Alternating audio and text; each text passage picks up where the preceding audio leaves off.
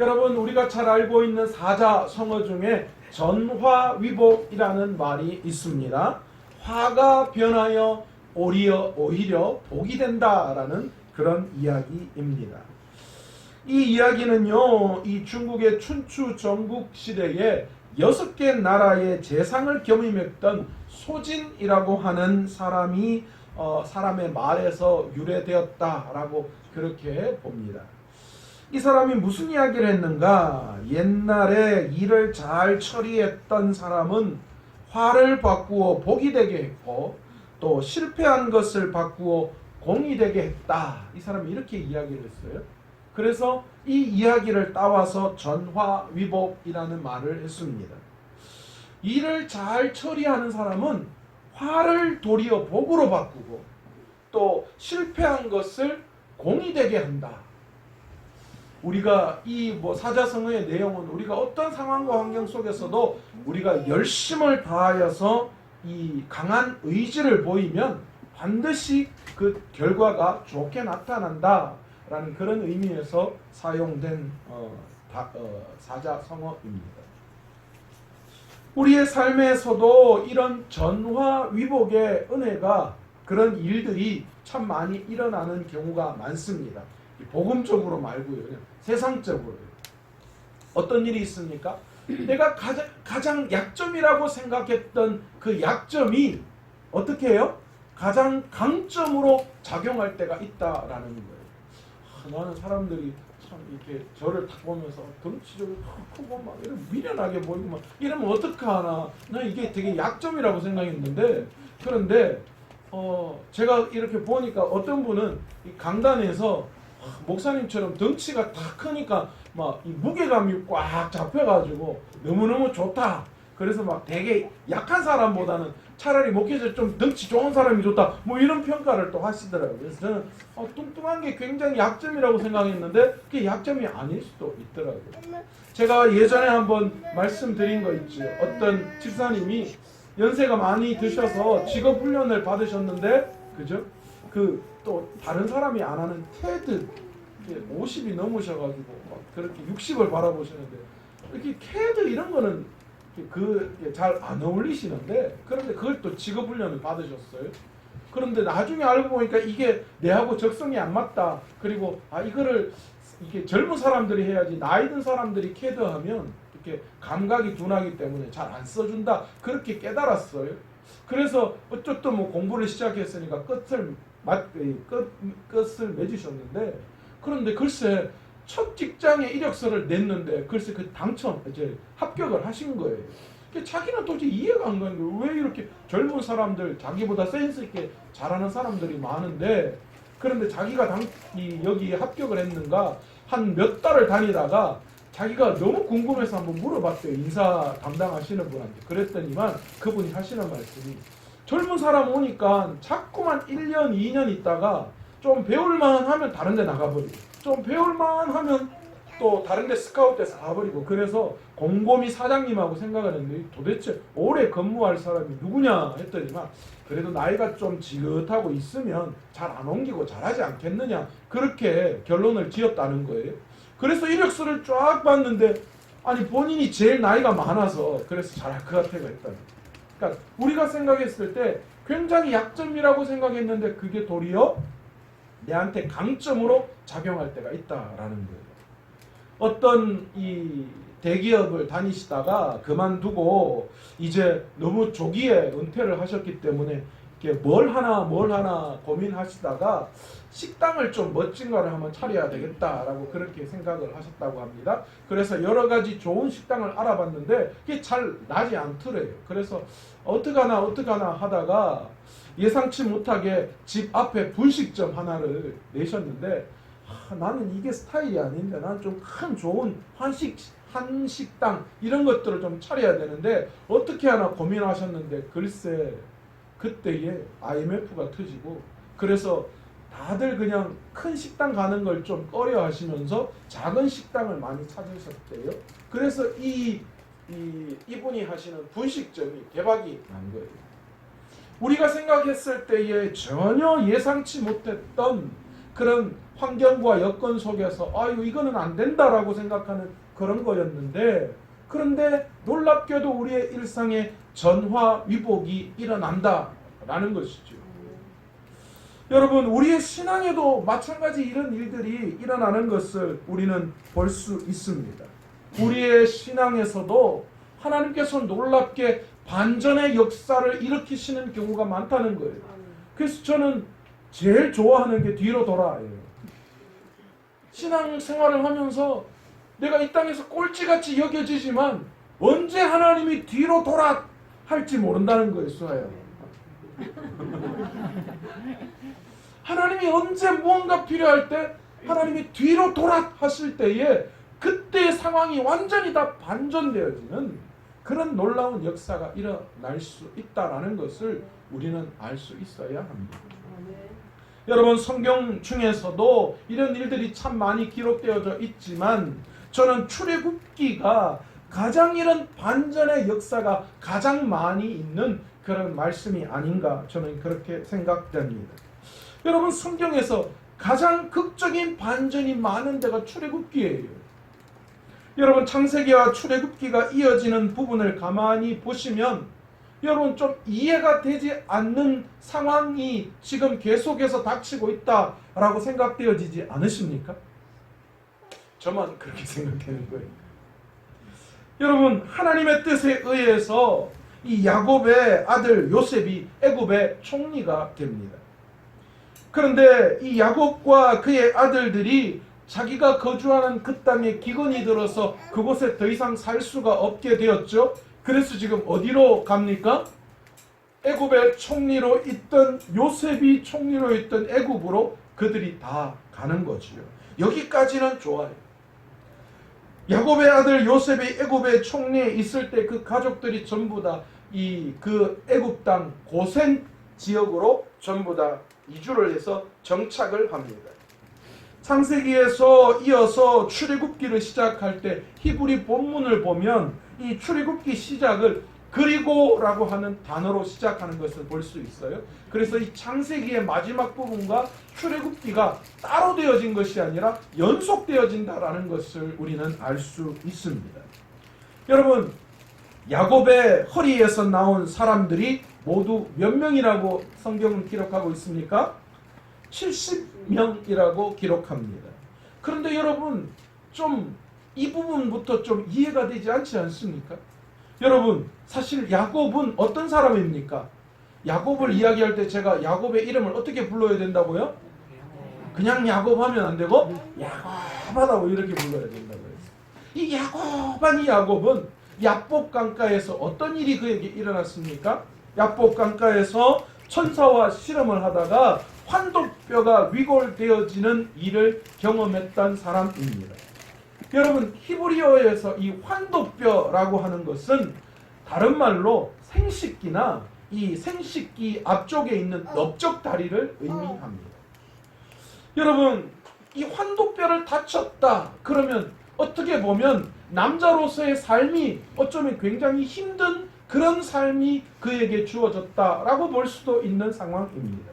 그런데 야곱에게서, 이런 연약한 야곱에게서 여러분 자식들이 나왔는데 출애굽기 1장 5절에 분명히 우리에게 그 야곱의 자식들이 70명이다. 그렇게 이 야곱의 자식들이 애굽으로 넘어갈 때의 그 가족의 수가 70명이다. 그렇게 이야기를 하고 있어요.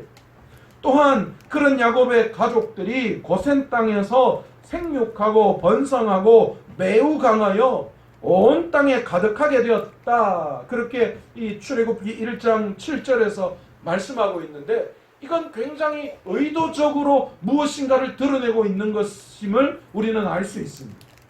야곱이라는 그 사람, 어쩌면 더 이상 자녀를 하나님이 원하시는 약속대로 그렇게 풍성히 낳을 수 없을 것만 같았던 그였지만, 그러나 하나님께서는 그를 통하여서 고센 땅에서 생육하고 번성하고 강하여져서 온 땅에 가득하게 되었다. 그렇게 의도적으로 이 이야기를 계속 반복하고 있는 것을 볼 수 있습니다. 환도뼈, 위골되어진 그 환도뼈를 가지고 있는 연약한 인간에게서 한 민족이 나왔다라는 것은 모든 것이 하나님의 주권적 역사였다라는 것을 우리에게 분명히 말씀해주고 있는 것입니다. 야곱의 가족들은 먹을 것이 없어서 애굽에 갔는데 그곳에서 하나님께서는 큰 역사를 이루시고 있는 거였습니다. 창세기 12장 2절에 가만히 보십시오. 뭐라고 이야기합니까? 하나님께서 아브라함에게 약속하신 부분이 나옵니다. 그 약속이 무엇입니까? 내가 너로 큰 민족을 이루고 또한 내게 복을 주어 내 이름을 장대하게 하리니 너는 복이 될지라. 하나님께서 아브라함과 맺었던 그 약속의 말씀이 드디어 야곱을 통하여서 출애굽기에서 지금 이루어지고 있는 것을 우리는 볼 수 있다라는 거예요. 하나님께서는 실수가 잦았던 아브라함, 그리고 소심했던 이삭, 그리고 위골된 환도뼈를 가진 야곱, 그리고 많은 사람 가족에게 버림받았던 요셉을 통하여서 하나님은 언약을 신실하게 이루어 가시고 결국에는 이스라엘을 대민족으로 만드셨던 것입니다. 놀라운 길을 내신 거예요. 우리가 상상할 수 없지만 하나님께서는 우리의 삶 가운데에 우리의 절망적인 순간, 우리의 부족하고 연약한 그 상황 속에서도 하나님은 하나님의 길을 만들어 가셔서 우리에게 이 웨이크메이커를 하고 계셨던 것입니다.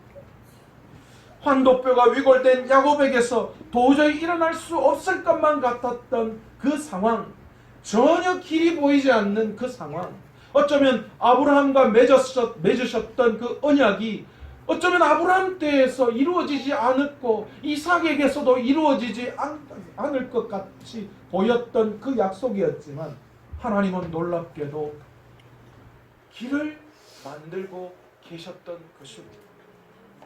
하나님께서는 연약한 인간을 통하여서 역사하셔서 길을 만드시는 분이십니다.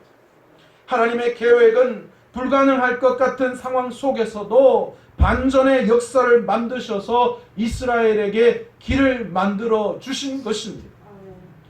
오늘 저와 여러분도 마찬가지인 줄 믿습니다. 세상적으로 전혀 길이 보이지 않고 우리가 소망하는 일들이 일어나지 않을 것 같고 우리에게 주신 사명을 감당하기에는 전혀 불가능할 것 같은 그런 여건과 상황 속에 놓여져 있더라도 여러분 좌절하고 낙심하고 절망하지 않기를 원합니다. 아멘. 왜 그렇습니까? 하나님은 우리의 길을 만드시는 분이시기 때문에 하나님은 우리의 삶을 통하여 반전의 역사를 일으키셔서 하나님은 하나님의 계획을 신실하게 만들어 가시는 분이시기 때문입니다. 어떻게 될지 알 수가 없어요. 전화위복의 역사가 세상 가운데는 그것을 전화위복이라고 이야기할지 몰라도 오늘 믿음의 길을 걸어가는 우리들에게는 하나님이 우리에게 사명 주실 때에 그 사명을 감당할 수 없을 것 같은 그런 여건과 상황 속에 있을지라도 우리의 믿음은 어디를 바라보아야 하느냐? 하나님을 바라보고 하나님이 우리의 길을 만드신다라는 것을 깨닫고 그것에 소망을 두어야 한다는 거예요. 그럴 때 하나님은 놀랍게 반전의 역사를 일으키시는 분이셔요. 여러분 착각하면 안 됩니다. 전화위복의 역사는 내 힘과 내 의지에 의해서 이루어진다. 내가 노력하고 내가 애쓰면 그런 상황들이 놓여질 것이다. 여러분 그렇게 착각하지 마십시오. 여러분 세상은 그렇게 우리에게 이야기할지 모르지만 여러분 반전의 역사는 하나님의 손에 달려 있어요. 아멘. 하나님이 길을 여시면 하나님께서 그 길을 여시는 과정 속에 반전의 역사를 일으켜 주시는 분이시기 때문입니다. 그러기에 오늘 우리의 실상황과 여건을 바라보면서 좌절하지 않고 우리가 하나님이 우리의 길을 만들어 주실 것이다 라는 믿음의 생각을 가지고 나아갈 때에 하나님은 반드시 반전의 역사를 우리에게 일으켜 주실 줄로 믿습니다. 아멘. 그뿐 아니었습니다. 출애굽기 1장 8절에 보시면 요셉을 알지 못하는 새 왕이 일어나 애굽을 다스리더니 라고 기록하면서 애굽의 왕 바로가 이스라엘 민족이 애굽의 백성들보다도 더 강해지는 것을 보고 두려워했다라고 성경은 기록하고 있습니다. 그래서 어떤 일이 일어나느냐, 이스라엘 민족이 애굽 땅에서 노예로 전락되어지는 일이 일어나고 말았다라는 거예요. 요셉이 총리로 있을 때에, 그리고 요셉을 기억하는 왕들이 있을 때에 이스라엘 백성들은 잘 살았습니다.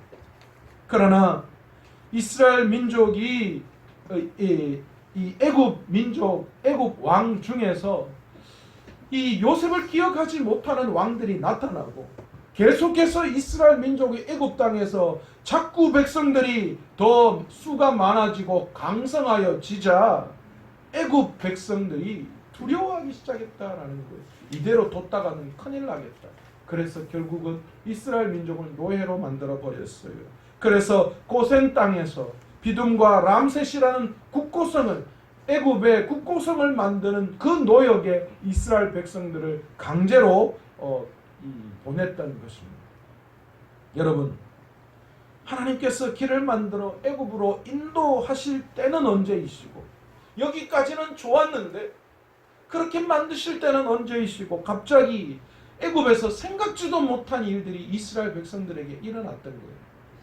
노예 생활이 웬 말입니까?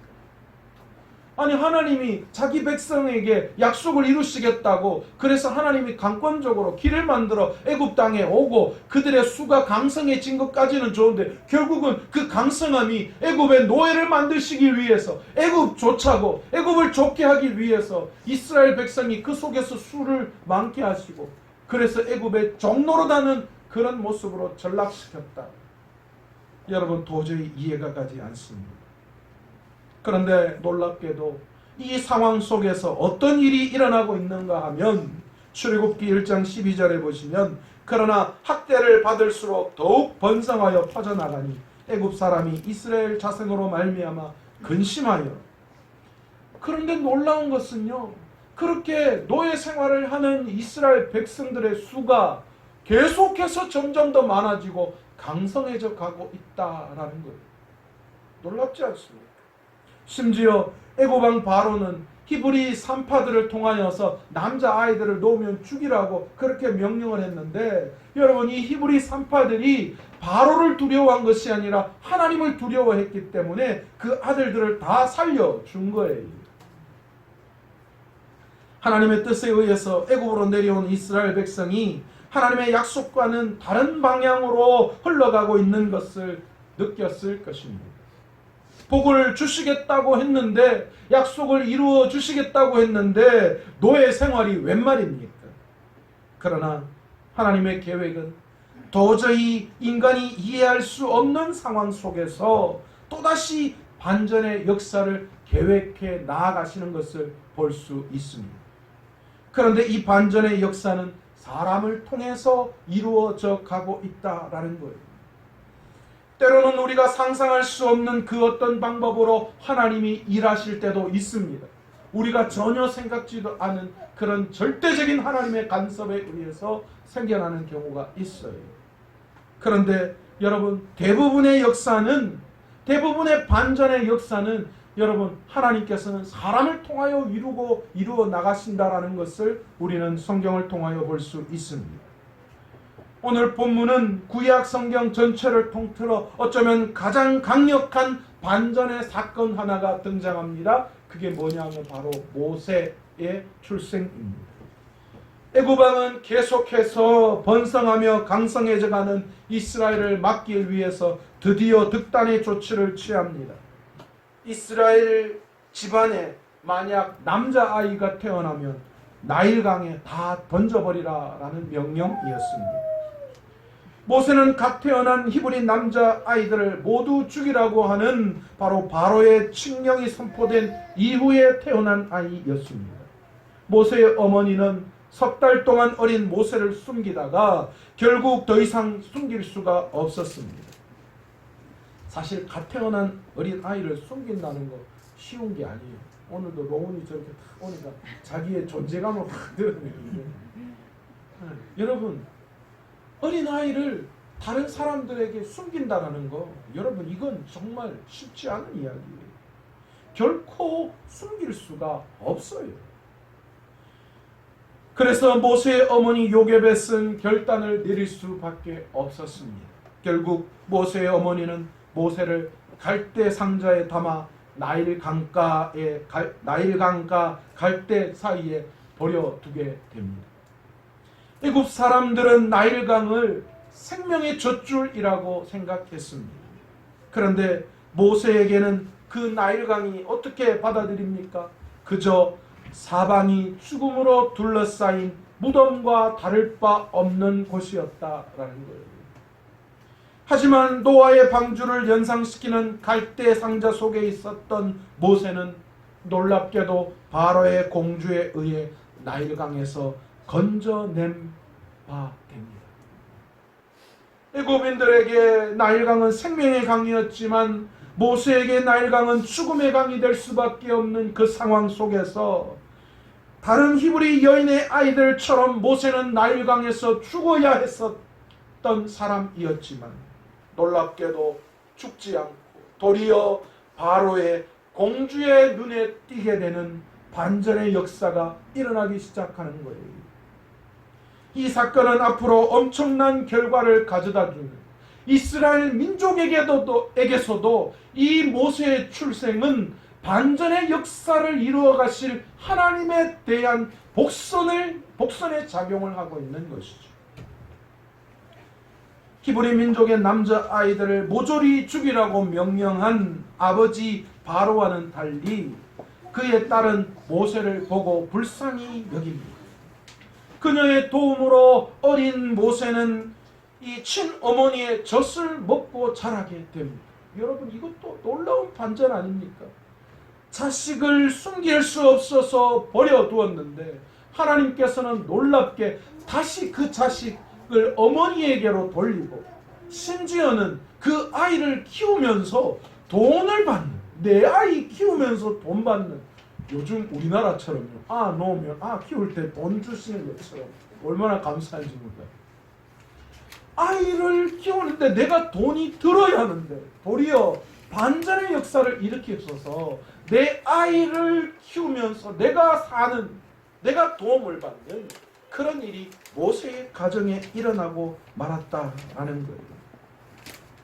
자식을 키울 수 없어 나일강에 버렸지만 하나님은 그 자식을 더 좋은 환경 속에서 자라게 하시는 반전의 역사를 일으키셨고 그 반전을 통하여 도리어 그 가정이 살아나는 역사를 일으키셨습니다. 게다가 모세가 성장한 이후에 그를 아들 삼고 나중에 바로의 공주는 모세의 후견인이 됩니다. 그 아이의 미래를 하나님께서는 책임져 주시는 놀라운 반전의 역사. 계속해서 요셉의 밑에 이스라엘 백성으로서 그냥 그렇게 살아갔다면 모세는 어쩌면 그냥 일개 히브리 노예의 집안에 태어난 한 사람에 불과했을 것입니다. 그런데 하나님은 모세를 향하여 길을 만드십니다.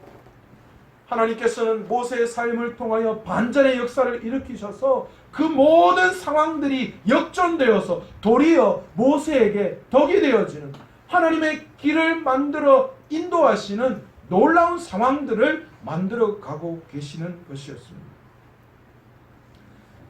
하나님의 부재가 가장 크게 느껴지는 상황이었지만 그러나 그 가운데 하나님께서는 은밀하게 반전의 역사를 계획하셔서 이스라엘 자손의 운명과 미래를 완전히 뒤바뀌어 놓을 만큼 강력한 반전을 일으키신 것입니다.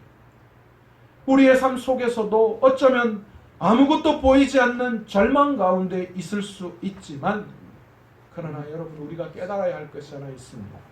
시공간의 벽을 뚫고 우리에게 다가오시는 하나님의 은혜, 그것만이 우리의 희망이고 그 하나님의 은혜가 우리의 삶을 반전시키시는 놀라운 역사를 일으켜 주시는 분이시다라는 거예요.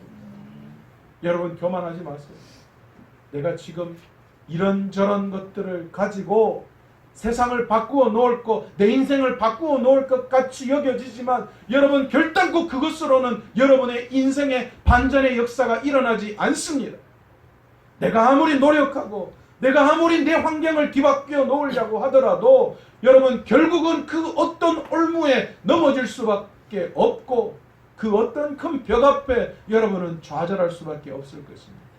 그러나 시공간을 뚫고 우리에게 다가오시는 하나님의 은혜, 그것이 나의 소망이고 희망이라고 생각하고 믿음으로 나아가는 자에게 하나님께서는 반전의 역사를 일으켜 주시는 분이십니다.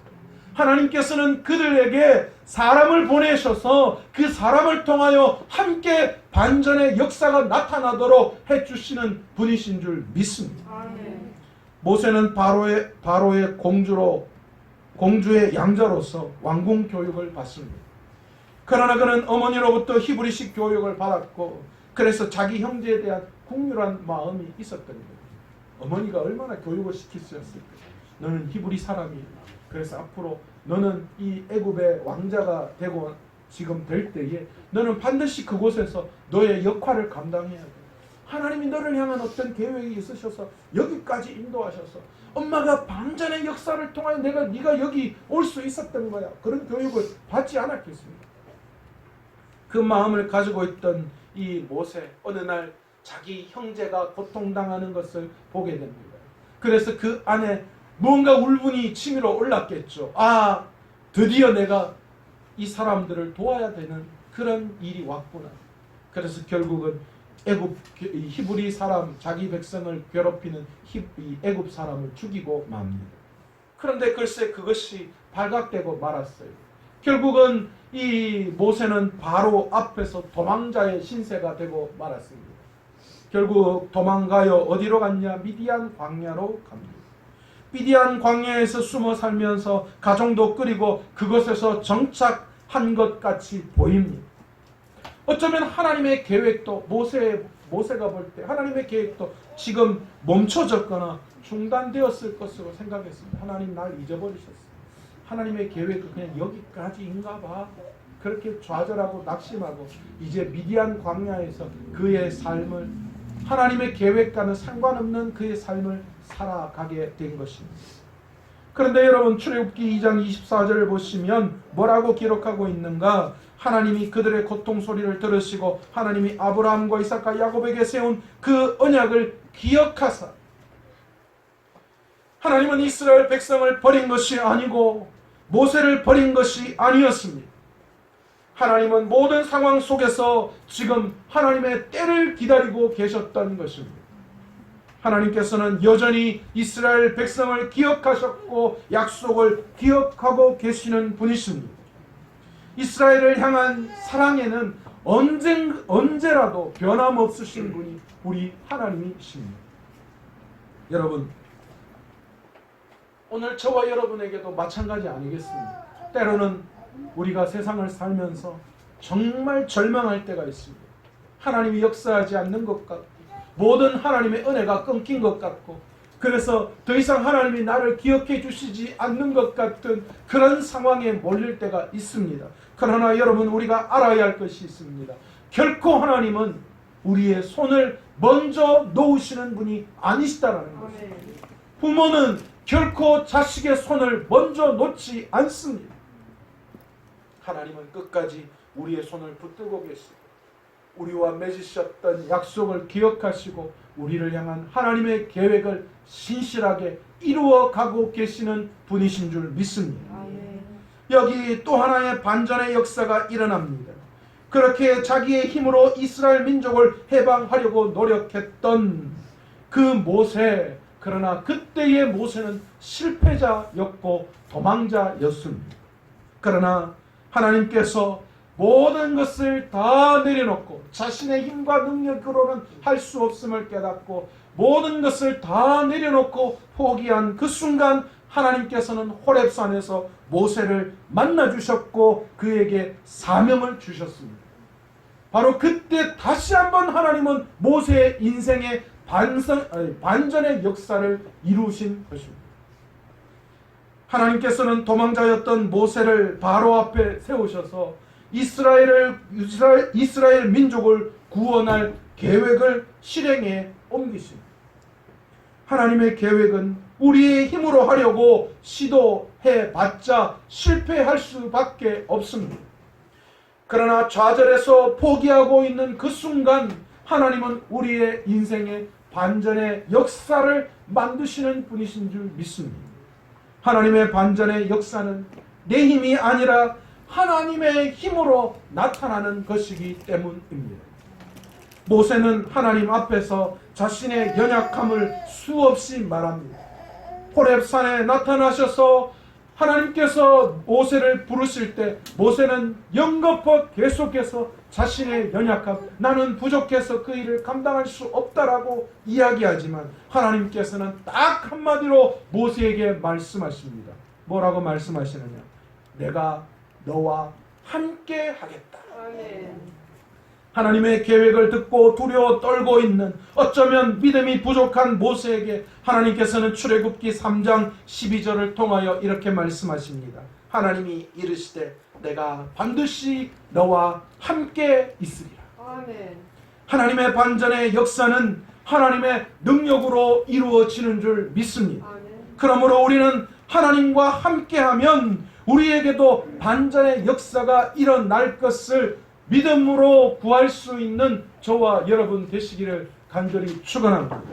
내 힘과 내 능력으로 반전의 역사를 꿈꾼다면 여러분 언젠가는 변하지 않는, 언젠가는 어떤 담 앞에 여러분의 삶은 무너질 수밖에 없을 것입니다. 그러나 하나님께서 반전의 역사를 이루신다라는 것을 믿고 하나님의 반전의 역사를 위해서 내 삶의 모든 내 힘을 내려놓고 하나님을 의지하고 나아갈 때 하나님께서는 역사해 주시는 줄 믿습니다. 아멘. 여러분, 우리가 신앙생활을 한다라는 것은 무엇을 의미합니까? 날마다 하나님의 뜻을 알아가는 것, 여러분 그것이 내가 신앙생활을 한다라고 이야기하는 거예요. 매 순간순간 하나님의 뜻을 깨닫는 거예요. 매 순간 교회에 와서 예배에 참석하는 것만 그것이 여러분 신앙생활 하는 것 아니에요. 여러분 내가 하나님을 믿는다라고 하고 내가 신앙생활 한다라는 것은 매 순간순간 하나님이 어떤 분이신지 하나님의 계획이 무엇인지를 깨닫고 알아가는 거예요.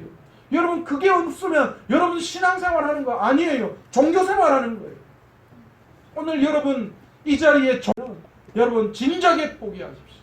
여러분 노력하세요. 발버둥 치세요. 하나님이 어떤 분이신가 알기 위해서 노력하고 여러분 하나님 앞에 그것을 가지고 나아가야 해요. 매번 똑같은 마음으로 그냥 내가 예배에 참석했으니까 그거로 만족하는 마음을 가지시는 그 마음이 여러분 결코 신앙생활하는 거 아니에요. 여러분 내가 하나님의 뜻을 알기 위해 애쓰고 노력하다 보면 여러분 뭐가 느껴지는 줄 아세요? 내가 연약하다는 것을 깨달을 수밖에 없어요. 내 힘으로는 할 수 없고 나는 연약하다는 것을 깨달을 수밖에 없어요. 그럴 때 여러분 뭐 하는 거예요? 주님의 십자가를 의지하게 됩니다. 여러분 이게 신앙이에요. 나의 연약함을 깨닫고 날 위해 십자가에 죽으신 그 주님을 생각하면서 주님께서 말씀하신 그 성령을 구하고 나아가는 것, 여러분 그것이 우리의 신앙생활이에요. 불가능할 것 같이 보이는 그 상황 속에서 하나님의 뜻을 깨닫고 그러나 내 힘으로는 부족하니까 주님 앞에 나와 그 십자가를 의지하고 주님에게 성령을 구할 때에 하나님께서 그 성령을 통하여 반전의 역사를 우리의 삶 가운데 이루어 주시는 분이신 거예요. 아, 네. 여러분 우리가 신앙생활하는 과정은 꽃길만 있으면 얼마나 좋겠습니까? 여러분 결혼할 때 다 속았잖아요. 여러분 남편한테 내가 네 손에 물 한 번 안 묻히게 해준다는 거. 여러분 그 말 다 속았잖아요. 근데 여러분 그 이야기 할 때 어때요? 여러분 다 알잖아요. 물 안 묻히는 거, 물 안 묻히고는 못 사는 거 다 알잖아요. 여집사님도 그렇지 않습니까? 제가 러브 스토리를 조금 들었는데 내가 니한테 잘해줄게 참 그러고 했는데 여러분 그 이야기 할 때 여러분 우리 다 속아요. 다 속았는데 때로는 힘들고 어려움도 있고 손에 물 안 묻히고 어떻게 살아가요? 얼굴 씻을 때도 손에 물에 묻혀요. 여러분, 우리의 신앙도 마찬가지입니다. 꽃길만 걸을 수 없어요. 어쩌면 수많은 어려움과 좌절 또한 하나님의 꿈을 꿀 수 없는 그런 환경이 우리에게 주어질 때가 너무 많이 있습니다. 여러분, 우리 교회를 바라보며 어떻게 보면 좀 답답할 수 있잖아요.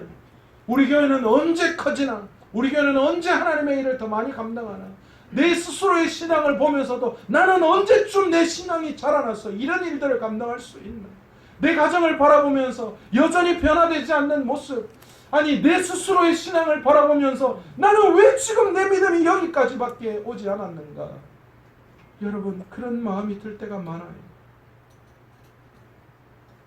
그러나 여러분, 우리가 믿어야 할 것이 있습니다. 반드시 반전의 역사가 일어난다라는 겁니다. 하나님께서는 반전의 역사를 통해서 우리의 길을 만드시는 분이신 줄 믿습니다. 하나님께서는 사람을 통하여 반전의 역사를 이루어 가시고 계십니다. 하나님의 반전의 역사는 자기의 힘이 아니라 하나님께서 함께 하심으로 하나님의 은혜로 일어나는 것임을 우리는 믿고 알 때입니다. 오늘 저와 여러분이 어떤 환경과 여건 속에서도, 우리의 일들 속에서도 성령님께서 우리에게 능력 주시면 그 반전의 역사가 일어나고, 또한 하나님이 우리에게 주신 귀한 사명을 하나님께서 그 사명 감당할 수 있도록 하나님은 길을 만드시고, 하나님은 사람을 통하여 반전의 역사를 이루시고 하나님의 권능으로 이루어 가심을 오늘 믿고 성령으로 그 사명 감당하게 해달라고 믿음으로 기도하며 나아갈 수 있는 저와 여러분의 삶이 되시기를 간절히 축원합니다.